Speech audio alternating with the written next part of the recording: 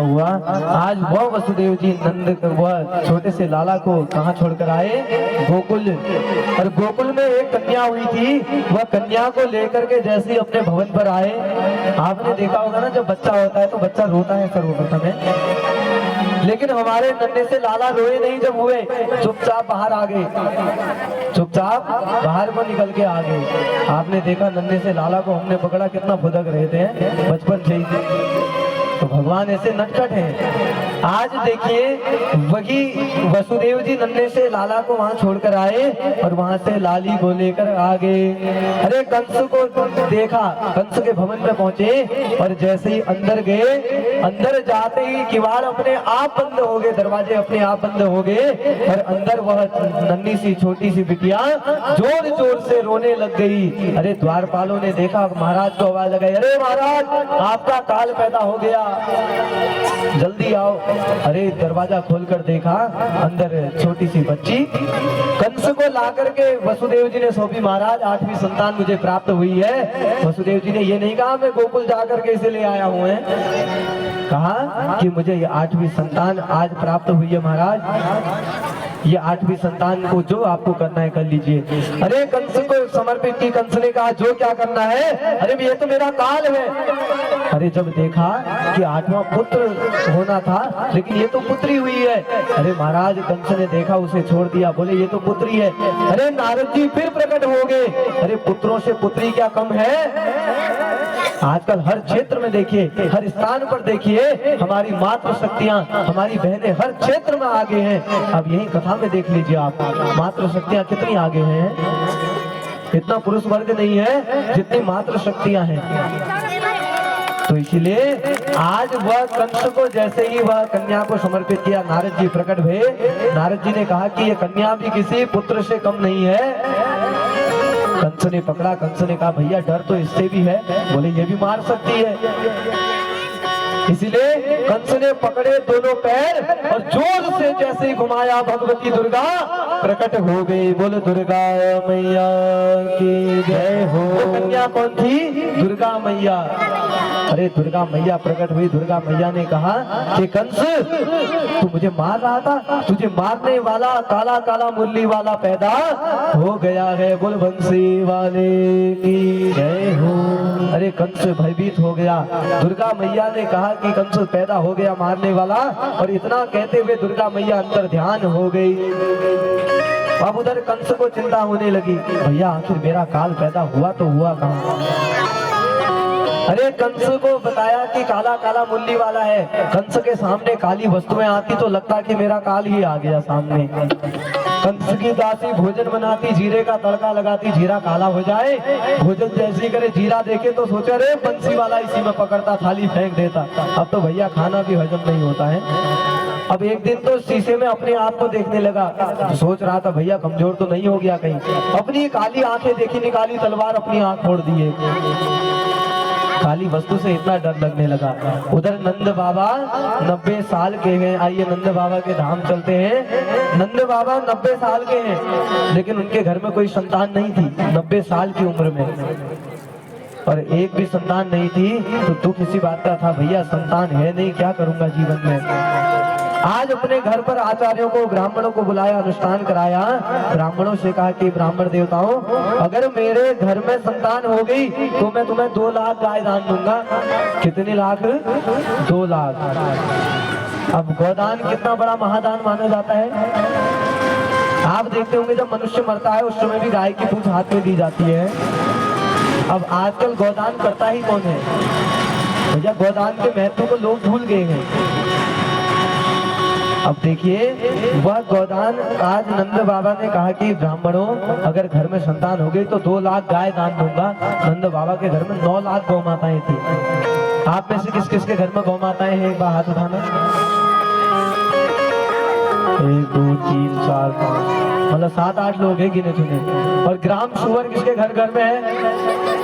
जिसे कुत्ता कहते हैं, जो गेट पर बड़े अक्षरों में लिखा रहता है भैया सावधान। किस किस के घर में? हाथ उठाओ एक बार। लगभग सभी के घर में है। कितना दूध देता है वो? भैया वो गौ माता को देखिए, लोग भूल रहे हैं। अरे वो गौ माता की हर एक वस्तु हमारे उपयोग में आती है। ये मनुष्य शरीर है ना भक्तों, ये किसी उपयोग का नहीं है। मरेगा, अभी तन से प्राण जाएंगे, जला देंगे, राख बन के खत्म। गौ माता को देखिए, उसका मलमूत्र भी हमारे उपयोग में आता है। क्या मनुष्य का मलमूत्र कोई उपयोग में आया? गौ माता के मलमूत्र को देखिए, पंचगव्य बनाते हैं, हम पवित्र होते हैं कि नहीं? उसका मलमूत्र भी उपयोग का। अरे गौ माता के दूध को देखिए, वह दूध से हम पंचामृत बनाते हैं, दूध दही से, वह भी उपयोग में आता है। और बिना गौ माता के जीवन में क्या आप अपने बैतरणी पार हो सकते हैं? शरीर छूटेगा भैया तो गौ माता की पूंछ हाथ में चाहिए। और अगर शरीर लटक गया आधे अधूरे में तो भी गोदान होना है। हे गौ माता, आप तो मुझे बैतरणी पार करा दो। क्या बिना गौ माता के आप भाव से पार हो सकते हैं नहीं। गौ माता के शरीर में भक्तों 33 करोड़ देवी देवता निवास करते हैं और आज यही हमारे सनातन धर्म में, यही भारत भूमि में गौ माताएं काटी जा रही हैं उन विधर्मियों द्वारा। अरे जिसे हम माँ कहते हैं, माँ का दर्जा कितना बड़ा होता है। एक बार माँ शब्द बोलिए, माँ। माँ कहने में देखो आपके मुंह कितना खुलता है कि नहीं? माँ और बाप ये दोनों में बहुत अंतर है। माँ कैसे रोती है? बाहर से रोती है। अब देखो माँ शब्द बोलिए मुंह खुल रहा है और बाप कहने में मुंह बंद हो जा रहा है। पिता अंदर से रोता है, पिता कभी दिखावा नहीं करता है। तो आज वही गौ माताएं हमारी काटी जा रही हैं विधर्मियों द्वारा, वही गौ माताओं को नुकसान पहुंचाया जा रहा है। अरे हम सब एक अगर हो जाए, हम सब एक संगठन बना ले, यह हिंदू राष्ट्र घोषित कर दे हम, यह भैया केवल हिंदू राष्ट्र नहीं अपनी गौ माताओं की रक्षा कर सकते हैं। भैया आज वो राम जी बैठे तो है महल में, लेकिन राम जी को लाने वाला कौन था? गौ माता। जब तक गौ माताओं पर अत्याचार होगा भैया वो राम जी कैसे सुख से बैठ सकते हैं, है कि नहीं? इसलिए आपके द्वार पर गौ माता आ जाए, आप एक गिलास भोजन करा दो। आप मनुष्यों के प्रेम को और गौ माता के प्रेम को एक बार जीवन में आजमाना।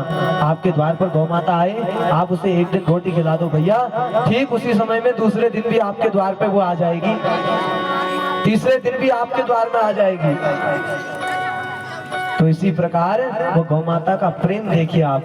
आज नंद बाबा कह रहे हैं मैं 2 लाख गौ माताएं ब्राह्मणों को दान कर दूंगा। अब नंद बाबा का मन इतना बड़ा है भैया, 2 लाख गौ माताएं। अब आज का मनुष्य ऐसा है जो किसी के काम का नहीं, वो पंडित जी के काम का है।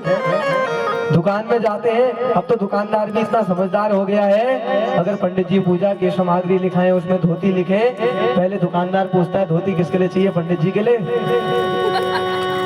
दुकानदार पहले ही पूछ लेता है। तो यजमान भी ऐसे, पंडित जी हल्की ना हो, दुकानदार हल्की हल्की दिखाना, पंडित जी को देनी है। अरे ब्राह्मण देवता के घर जाकर आप एक बार देखना, जितने बेड होंगे सब भरे हुए होंगे वह धोतियों से, जितने होंगे कपड़े, कोई कमी नहीं। भगवान का ऐसा आशीर्वाद है, कोई वस्तु की कमी नहीं है। लेकिन दान का महत्व ये होना चाहिए भक्तों, दान ऐसा करो जो उपयोग में आए। अब जो किसी के काम का नहीं वो पंडित जी के काम का क्या मतलब? तो इसलिए कहने का अभिप्राय है कि इसमें भागवत में लिखा है कि नंद स्वात्मज उत्पन्ने जातः ग्लादो महामना आयु विप्रन वेद ज्ञान स्नातः सुचिरलंकृत। ब्राह्मण देवता वेद पाठ कर रहे हैं, उधर नंद बाबा की बहन सुनंदा आ गई। नंद बाबा से कहा बाबा बाबा अगर घर में लाला हो गया तेरे तो तू मुझे 9 लखे का हार देगा। बाबा ने कहा 9 लखे का क्या, मैं तुझे सब कुछ प्रदान कर दूंगा, लाला हो तो जाए। अब नंद बाबा से ब्राह्मणों ने कहा कि नंद बाबा तुम नाम संकीर्तन करो, राम राम राम राम जपो। नंद बाबा राम राम श्याम श्याम कहते नहीं, माला में अगर 2 बार राम राम कहते तो फिर याद आता कि अभी तो हुआ नहीं है, आगे का पता नहीं है लाला होगा कि नहीं। माला में एक नाम जपते है निरो अगिलक के पत्तन हल नहीं होए है भैया, वही नाम निकलता है निरो अगिलक के पत्तन। ऐसे करते करते भैया समय ऐसा हुआ कि नंद बाबा के घर में लाला प्रकट हो गए। बोल नंद के लाला के जय हो। नंद बाबा के घर में लाला प्रकट भये। सुनंदा दौड़ी दौड़ी आई, बाबा से कहा बाबा बाबा मेरा 9 लखे का हार दो, पहले घर में लाला हो गया है। अरे बाबा को दर्शन नहीं करने दिया जब तक 9 लखे का हार नहीं मिला। जैसे ही 9 लखे का हार दिया तुरंत बाबा दर्शन करने जा रहे थे तो दूर दूर से गोपियां दौड़ी दौड़ी आई। जैसे आप गोपियां आए हो, आप गोपियां हो कि नहीं भगवान की, बड़ी दूर दूर से दौड़कर आए हो और आने के पश्चात लाला का दर्शन कर रहे हो, लेकिन वह नंद बाबा को दर्शन नहीं करने दिया। अरे नंद बाबा दर्शन करने जा रहे हैं, गोपियां दूध दही के मटके नंद बाबा के ऊपर गिरा दे रही हैं। कैसे? नंद जू ग्वालन आ पकड़े कही, लोगन नाचत को विभूषाए, गोद भरे कशी भेंट चले तब, नंद बाबा सबके मन भाए। अरे नंद बाबा 90 साल के हैं, दाढ़ी भी भक्तों सफेद हो गई है, लेकिन दर्शन करने जैसे ही आ रहे हैं गोपियां कह रही है बाबा जरा पहले बढ़िया शेरवानी पहन कर आ, बढ़िया पगड़ी पहन कर आओ। नंद बाबा दौड़ लगाकर शेरवानी पहनने गए, पगड़ी पहनकर आए तो आज ऐसे लग रहे हैं 90 साल का बुढ़ा भी दूल्हा बन गया। अब गोपियां बढ़िया तरीके से उन नंद बाबा का हाथ पकड़ करके नचा रही है और नंद बाबा के वह नाच को देख करके गोपियां कह रही हैं कि ये 90 साल का बुढ़ा इतने सुंदर ठुमके लगा रहा है, कैसे? नाचत देख के नंद बाबा सब नाचत नाच उमंगल छाए, काहू ने लाद दी नंद के ऊपर डार दियो सब लोग हंसाए। अरे नंद बाबा के नृत्य को देखकर गोपियां हंस रही थी और किसी ने दही के मटके, किसी ने दूध के नंद बाबा के ऊपर पलट दिए। अब भागवत के यह 10वें स्कंद में यह नंद उत्सव पूरा इन श्लोकों में मनाया गया है। शुकाचार्य जी महाराज ने यह पावन श्लोकों को कहा। वो श्लोक क्या है? नंदस्त्वात्मज उत्पन्ने जातः ग्लादो महामना, नंदस्त्वात्मज उत्पन्ने जातः ग्लादो महामना, आयुर्वेद ज्ञान स्नातः सुचिरलंकृत, आयुर्वेद ज्ञान स्नातः सुचिरलंकृत, वाचयित्वा स्वस्त्रयनं जात कर्मामजस्वे, वाचयित्वा स्वस्त्रयनं जात कर्मामजस्वे, कारयामस विधिवत विघ्न देवार्चन तथा नंदस्वात्मज उत्पन्ने जातः ग्लादो महामना। बोल नंद के लाला की जय हो। उधर बढ़िया सुंदर तरीके से नंद उत्सव मनाया।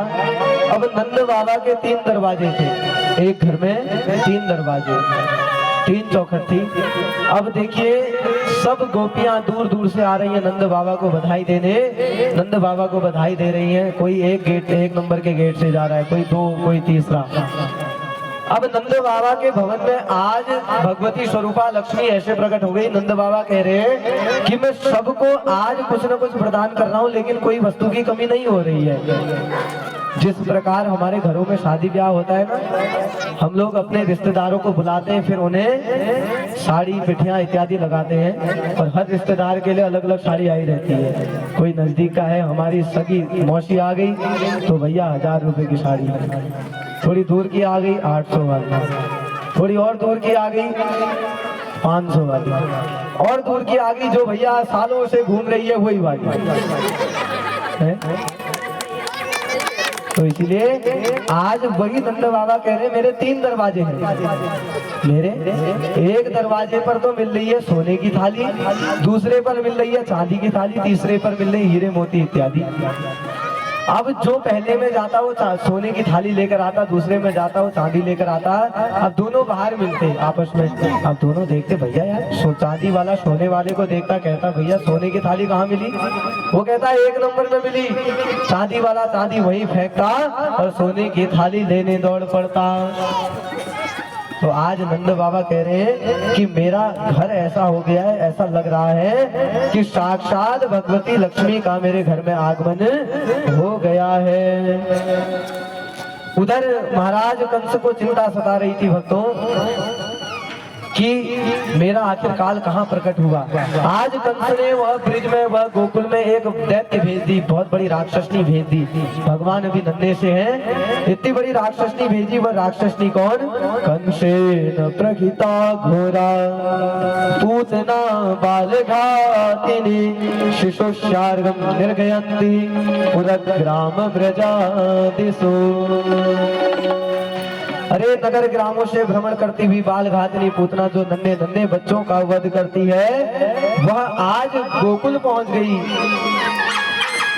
अब नंद बाबा ने देखा भैया कि प्रत्येक वर्ष के भांति इस वर्ष में महाराज कंस को कर देने नहीं गया। कर का तात्पर्य है जो आजकल हम इनकम टैक्स भरते हैं, ज्यादा नोट अगर घर में है जाल तो नोट इनकम टैक्स नजर छाप पड़ जाल है।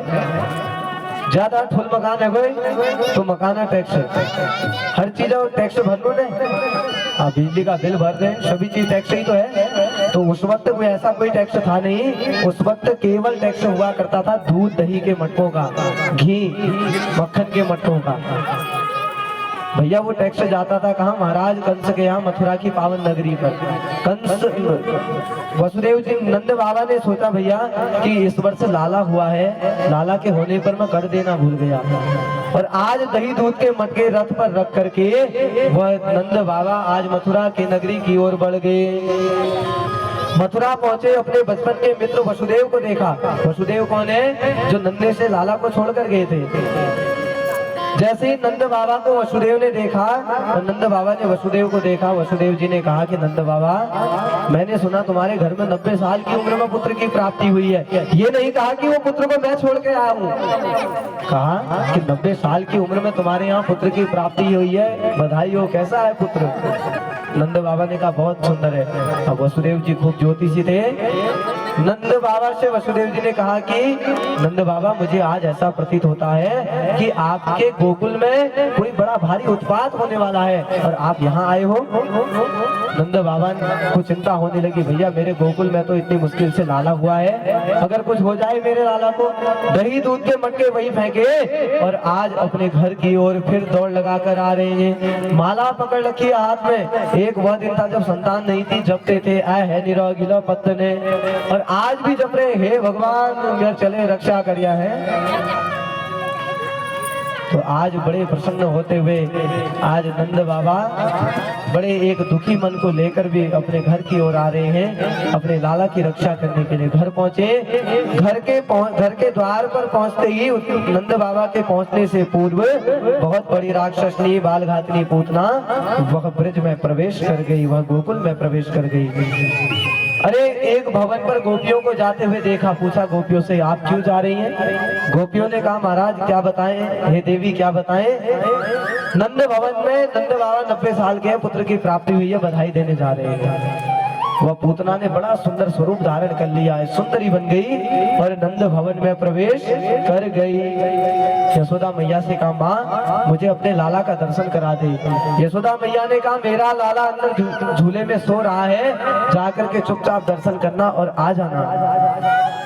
अरे दर्शन करने के लिए जैसे ही अंदर की ओर वह पूतना बढ़ी, पूतना ने जैसे भगवान को देखा, भगवान ने पूतना को देखा, तो भगवान ने कह दिया कि मौसी, जो मेरे दरबार पर एक बार आ जाता है ना, खाली हाथ लौट कर नहीं जाता है, मैं उससे कभी खाली हाथ नहीं भेजता हूँ। आप आए हो तो आपका उद्धार करके भेजूंगा। भगवान ने धीरे से थोड़ी आंख खोली और आंख बंद कर दी। अरे पूतना ने वह बालक को उठाया गोद में और अपना स्तन पान कराया। स्तन में बिल्कुल जहर भरा हुआ था। पूतना ने सोचा जहर पिएगा बालक तो मर जाएगा, कंस का काल क्या पता यही है। तो भगवान ने पहले तो दूध पिया, जहर पिया, उसके पश्चात पूतना के प्राण चूसना भगवान ने प्रारंभ कर दिए। अरे भगवान ने जैसे प्राण चूसे, पूतना जोर जोर से चिल्लाई बेटा छोड़ छोड़। भगवान ने कहा मौसी यही आदत तो मुझ में खराब है, जिसे एक बार पकड़ लेता हूँ छोड़ता नहीं हूँ। बिठोरिया वालों को पकड़ा, कुसुमखेड़ा वासियों को पकड़ा, हल्द्वानी वालों को पकड़ा, तो इन्हें मैं छोड़ने वाला अब नहीं हूँ, खींचे खींचे यहाँ तक ला रहा हूँ। तो भगवान ऐसे है भैया, जिसे पकड़ लेते फिर छोड़ते नहीं है। अब देखो 7 दिन से भगवान ने पकड़ कर रखा है, कितनी दौड़े दौड़े घर से आ रहे लोग। आज सुबह माताएं आई थी, इतना सुंदर यहाँ पर दरबार सजाया कन्हैया के जन्मदिन में। एक बार जोरदार तालियां वह सभी माताओं के लिए, भाई बहनों के लिए जो सुबह आए थे, और एक बार जोरदार तालियां आप अपने लिए बजा दीजिए, क्योंकि सब बधाई के पात्र हैं। कन्हैया का जन्मोत्सव मनाया आप सभी ने। आज वही पूतना आई, पूतना ने उठाया भगवान को और भगवान ने प्राण चूसना प्रारंभ कर दिए। जैसे ही बाहर की ओर दौड़ करके पूतना गई, भगवान ने पूरे प्राण चूस दिए। भैया पूतना धड़ाम से जमीन पर गिरी और वहीं पर मर गई। कहाँ सुंदरी का रूप धारण करके गई थी और इतनी बड़ी राक्षसनी बन करके प्रकट हो गई, गिर गई। उसी समय भक्तों अद्भुत चमत्कार, दूर दूर तक के वृक्ष, दूर दूर तक नदी नाले सब उफान आ गए, वृक्ष टूट गए। नंद बाबा ने देखा कि यहाँ वृक्ष टूटे हमारे घर में, आखिर ऐसा क्या हुआ। अरे देखा कि एक बहुत बड़ी राक्षसनी मरी हुई है। उस राक्षसनी को देखा, अब नंद बाबा को चिंता हो गई। कि आखिर मेरा लाला ठीक है नहीं है। अंदर जाकर लाला को देखा, लाला था ही नहीं अंदर झूले में भैया। अब चिंता होने लगी, आखिर लाला गया तो गया कहाँ। बाहर आकर लाला को ढूंढने लगे तो वही भगवान, हमारे नन्हे से भगवान आज पूतना के शरीर के ऊपर खेल रहे थे। प्रेम से बोलिए राधे राधे। अरे बड़े बड़ी सीढ़ियां लगा करके भगवान को नीचे उतारा। माँ ने आज नजर उतारी अपने लाला की। अब देखो एक माँ ऐसी होती है ना, बच्चा जब छोटा सा होता है, बच्चा रोता है, चाहे बच्चे को कोई भी कष्ट हो रहा हो, बच्चे के पेट दर्द भी हो रहा होगा, बच्चा अगर पेट दर्द के मारे रो रहा है तो माँ सोचेगी पहले पेट दर्द का इलाज करेगी, हाथ पाँव में कहीं दर्द तो नहीं हो रहा है, अंतिम में कहेगी कहीं नजर तो नहीं लग गई, पकड़ेगी साड़ी का पल्ला, हाथ कह के भूत भगा देगी, है सब नजर भगा देगी। भैया अब सही हो जाएगा। माँ के आंचल में ही भैया पूरा भगवान छुपा हुआ है हमारा। माँ का आंचल एक ऐसा है जिसमें हमें सबसे अच्छी, सबसे सुंदर छांव मिलती है। आप देखिए यहाँ नंद बाबा ने जैसे वह पूतना को देखा, ग्वाल बालों से पूछा कि ग्वाल बालों ये कैसे मरी, ग्वाल बाल कोई नहीं बता पाए। अंतिम में निर्णय निकला भैया अब ये पूतना के शरीर का क्या करें, इतनी बड़ी राक्षसनी है, इसे कहाँ ले जाए। तो निर्णय निकला कि ये पूतना के शरीर को ले तो जा नहीं सकते, लेकिन जो पेड़ पौधे टूटे हैं उन्हें काट पीट करके इसी के ऊपर डाल के यही चिता लगा दी जाए। सब गोकुलवासी आगे पेड़ पौधे काटने लगे, काट करके वह पूतना के शरीर के ऊपर वह पेड़ों को डाल दिया और वहीं पर पूतना की चिता लगा दी। भैया चिता में से ऐसी सुगंधित खुशबू आई कि पूरा गोकुल, पूरा ब्रज सुगंधित हो गया। वृंदावन के वृक्ष को मर्म न जाने को, जहाँ डाल डाल और पात पात पर राधे राधे हो। प्रेम से बोलिए राधे राधे। पूतना की चिता जैसी लगी, चिता से इतनी सुगंधित खुशबू आ गई कि पूरा ब्रिज महक गया। अब कोई बताएगा कि पूतना की चिता से खुशबू क्यों आई होगी,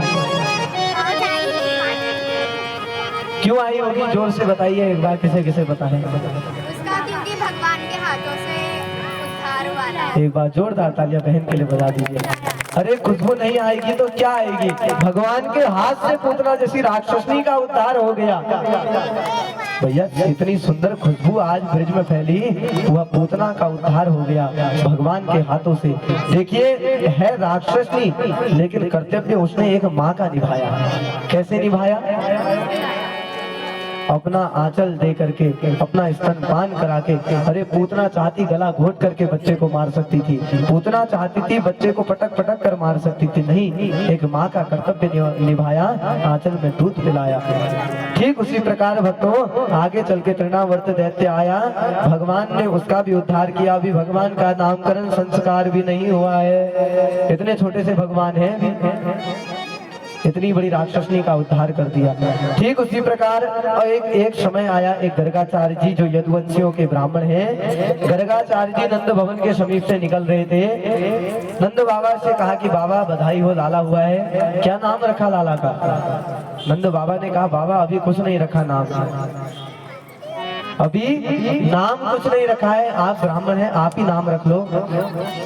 गर्गाचार्य जी ने कहा कि मैं नाम कैसे रख सकता हूँ, मैं यदुवंशियों का ब्राह्मण हूँ, अगर महाराज कंस को पता चलेगा कि नंद भवन में जाकर मैं नामकरण संस्कार करके आया हूँ, अरे महाराज कंस छोड़ेगा नहीं हमें।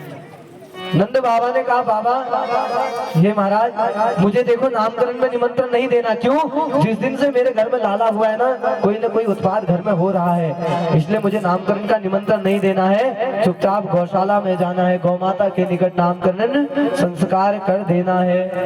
अरे गौमाता के समीप गए, सुंदर चौकी सजाई, चौकी सजा करके गर्गाचार्य जी बैठे और उधर बढ़िया सुंदर तरीके से गौमाता को तिलक चंदन किया। अब दो मैयाएं, रोहिणी मैया का एक पुत्र था और यशोदा मैया का पुत्र, अभी रोहिणी मैया के पुत्र का भी नामकरण संस्कार नहीं हुआ।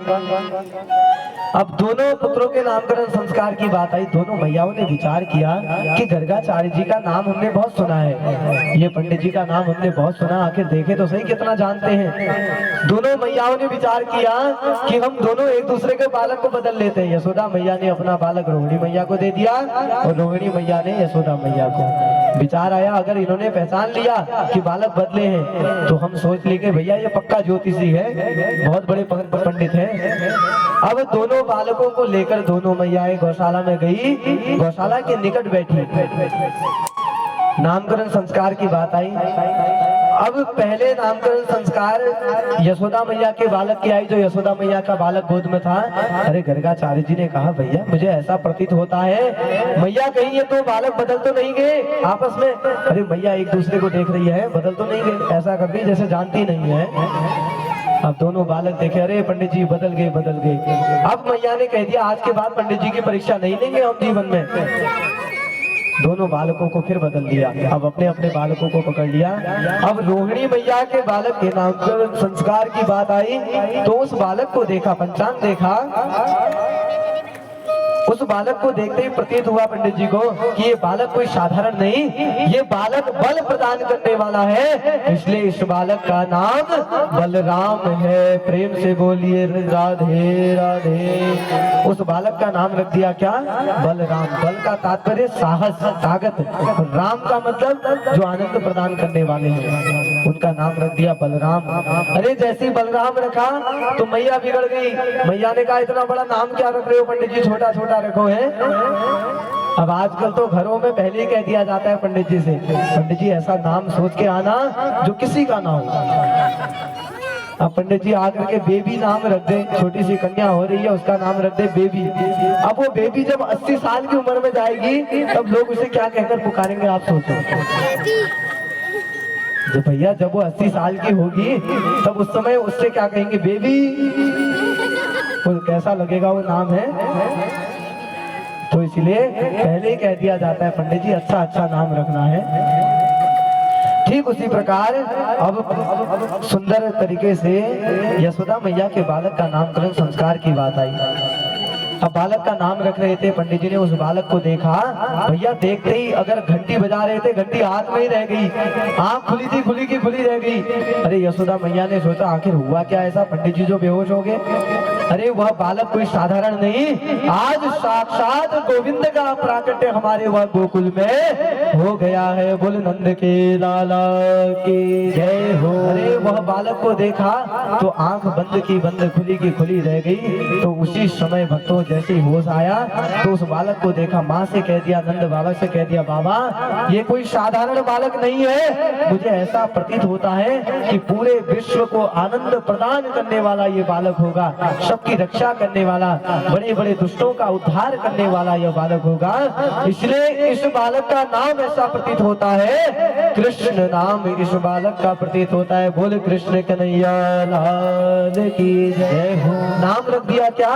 कृष्ण। अरे मैया बिगड़ गई, पंडित जी कहाँ कृष्ण नाम रख दिया, जिस नाम को मैं कह भी नहीं पा रही हूँ, मेरी जीभ टेढ़ी हो जा रही है। एक बार कृष्ण बोलिए। किस किस की जीभ टेढ़ी हुई?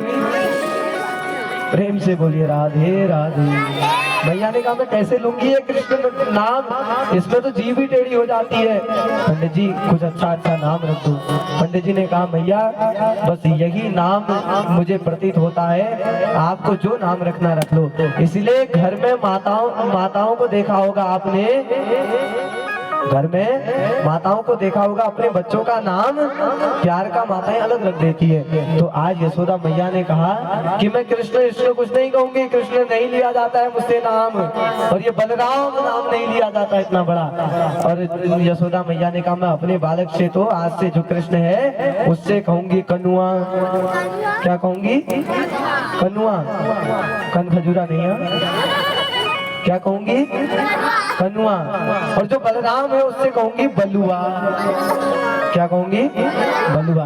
माताएं प्यार का नाम सबके रखते हैं। मेरी माँ है, मेरा नाम ललित है तो मेरी माँ मुझे लक्की कहती है, अब प्यार का नाम है कि नहीं? तो इसीलिए माताओं का प्रेम का नाम एक अलग होता है। अब दोनों बच्चे धीरे धीरे बड़े हुए, कनुआ बलुआ धीरे धीरे बड़े हो गए। अब भैया अन्नप्राशन संस्कार हुआ। अन्नप्राशन के समय भगवान ने माखन मिश्री खूब खाई, रोटी खाई माखन मिश्री के साथ में। तो अब धीरे धीरे माखन मिश्री इतनी प्रिय होने लगी भगवान को। आज मैया अपने कार्य कर रही थी, उसी समय माखन और मिश्री को हाथ में, माखन मिश्री और रोटी मैया ने हाथ में दे दिया। किसके? कन्हैया के। देखो कितनी जोर से मांग रहे हैं कन्हैया है। तो ठीक उसी प्रकार धीरे धीरे कन्हैया बड़े होते गए। आज माखन मिश्री मांग रहे हैं, मैया ने रोटी पकड़ा दी, माखन रोटी। और जैसे ही माखन रोटी पकड़ाई, कन्हैया आंगन में खेल रहे हैं, धूल में सने हुए कैसे लग रहे हैं। धूली भरे अति शोभित श्याम जो, कैसी बनी सिर सुंदर चोटी। खेलत खात फिरे अगना पगे, पैजनी बाजत पीरी कछोटी। भैया आज पाँव में घुंघरू बज रहे हैं कन्हैया के, और कन्हैया जोर जोर से चिल्ला रहे हैं और हंस रहे हैं और धूल में सने हुए हैं। और उसी समय एक ऐसा अद्भुत चमत्कार हुआ, वह छवि को रसिखानी विलोकत, वारित काम कला निधि कोटि। और उस छवि को देख करके एक बड़ा सुंदर अनुभव हुआ कि एक कौवा उड़ करके आया भक्तों, जब भगवान माखन रोटी खा रहे थे और कौवा उड़ करके आया। क्या अद्भुत चमत्कार हुआ। काग के भाग कहा कहिए हरि, हाथ सोले गयो माखन रोटी। अरे कौवा आया, भगवान के हाथ से माखन रोटी को पकड़ा और छीन करके भाग गया। बोल कृष्ण कन्हैया लाल की जय हो। प्रेम से बोलिए राधे राधे। आज वह कौवे के भाग्य को देखिए, जिसे लोग भैया कौवा कौवा कहते हैं, वो कौवे के भाग को देखिए। वो भगवान के हाथ से माखन रोटी को छीन करके भाग रहा है, माखन रोटी को छीन करके ले गया। वो मेरी झोपड़ी के भाग आज जाग जाएंगे राम आएंगे। वो मेरी झोपड़ी के भाग आज जाग जाएंगे राम आएंगे। मेरी झोपड़ी के भाग आज खुले जाएंगे राम आएंगे। मेरी झोपड़ी के भाग आज खुले जाएंगे राम आएंगे। हो राम आएंगे आएंगे राम आएंगे, राम आएंगे आएंगे राम आएंगे। एक बार मैं गाऊंगा, एक बार मेरे साथ मिलकर आप लोग हैं। राम आएंगे आएंगे राम आएंगे, भाव से राम आएंगे आएंगे राम आएंगे।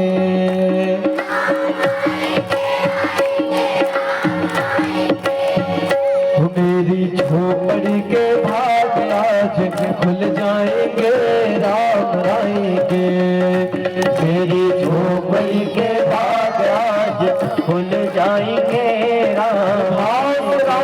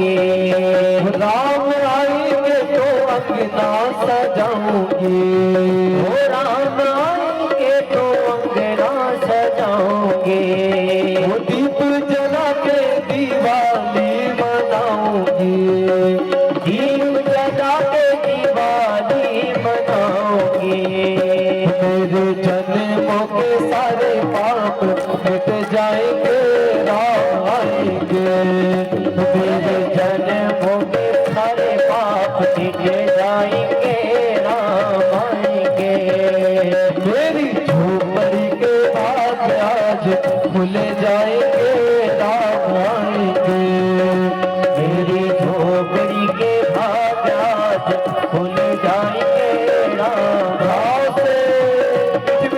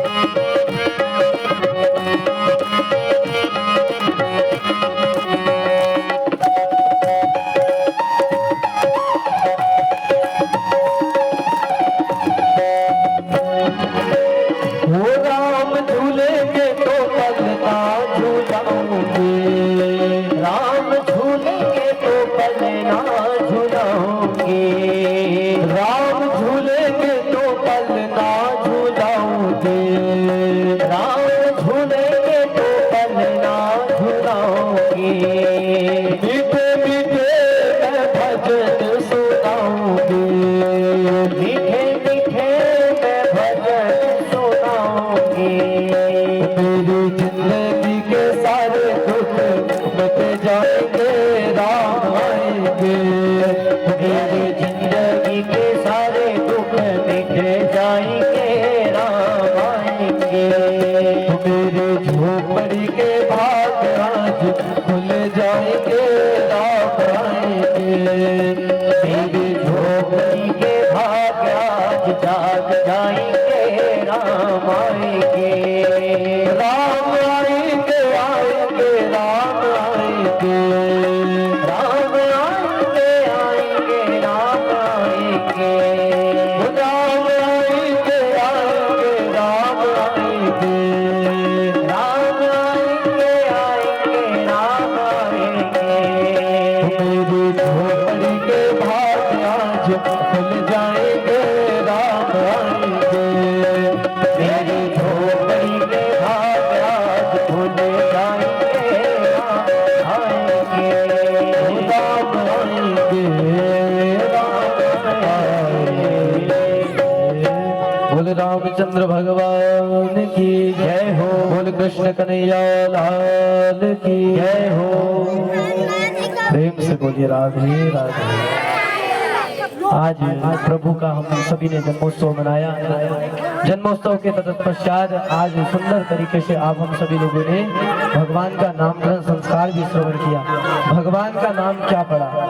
अरे जीवन में अगर यह देखने को, भगवान का जन्म उत्सव देखने को मिल जाए तो इससे बढ़कर जीवन में क्या हो सकता है? भगवान की पावन कथा श्रवण करने को मिल जाए तो इससे बढ़कर जीवन में क्या हो सकता है? अरे हम आप मनुष्यों के भाग्यों को देखिए भक्तों, आप में से अपने आप को भाग्यवान कौन कौन समझता है? सब भाग्यवान है। क्यों? मैं आपको बताऊंगा। आप सभी को लगता होगा ना हम लोग दुखी हैं। देखो दुख सबको आता है। भगवान की बुआ, अभी आप आगे की कथा में श्रवण करेंगे, जब भगवान उस ब्रिज को छोड़कर जब जा रहे थे ना द्वारिका, तो जाते वक्त भगवान ने अपनी बुआ से कहा, बुआ कुंती मैया जो आपको मांगना वरदान आज मांग लो, मैं सर्वस्व प्रदान कर दूंगा आपको। वो बुआ ने कहा, प्रभु कुछ नहीं चाहिए, अगर देने के इतने ही उदार हो तो प्रभु आप मुझे दुख दे दो। क्या भगवान से कोई दुख मांगेगा? नहीं। क्यों मांगा दुख? क्योंकि सुख में तो भगवान को याद करते नहीं है, दुख में जरूर करते हैं। सबसे पहले भगवान को याद करते हैं। देखिए हमें अगर ठोकर लग जाए तो जीवन में सबसे पहले किसे याद करते हैं? ईजा है, ठोकर लगी ओ ईजा कहते हैं ना। माता पिता जीवन के सबसे बड़े भगवान है कि नहीं? अरे जिसके माता पिता नहीं है उनसे पूछो कि माता पिता को खोने का दुख क्या होता है, माता पिता का जीवन में महत्व क्या होता है। इसीलिए जाने अनजाने में अपने माता पिता का दिल नहीं दुखाना चाहिए कभी भी। आज देखिए वही भगवान का हम आप सभी ने जन्मोत्सव मनाया। जन्मोत्सव के तत्पश्चात नामकरण संस्कार को श्रवण किया। कल भगवान की अनेकों लीलाओं को आप हम सभी श्रवण करेंगे, क्योंकि ये जीवन है। देखिए आपको लगता होगा ना हम दुखी है, लेकिन दुखी नहीं है।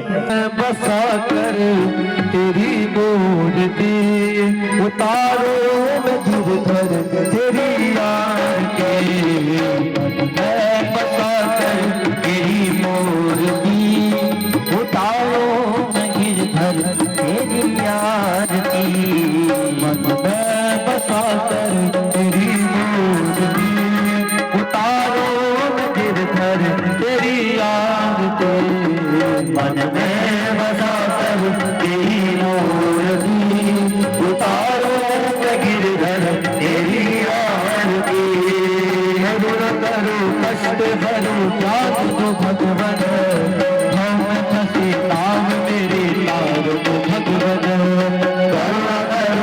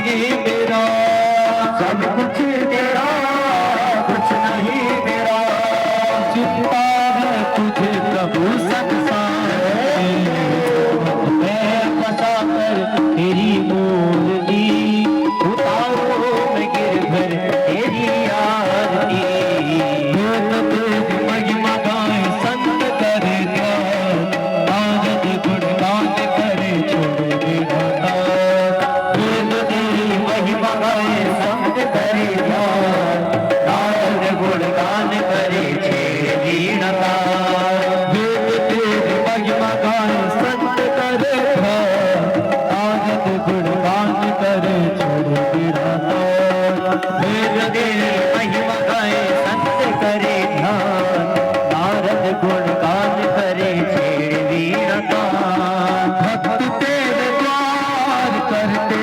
पुकार भक्त तेरे द्वार करते पुकार भक्त तेरे द्वार करते पुकार भक्त तेरे द्वार करते पुकार दास दास गाए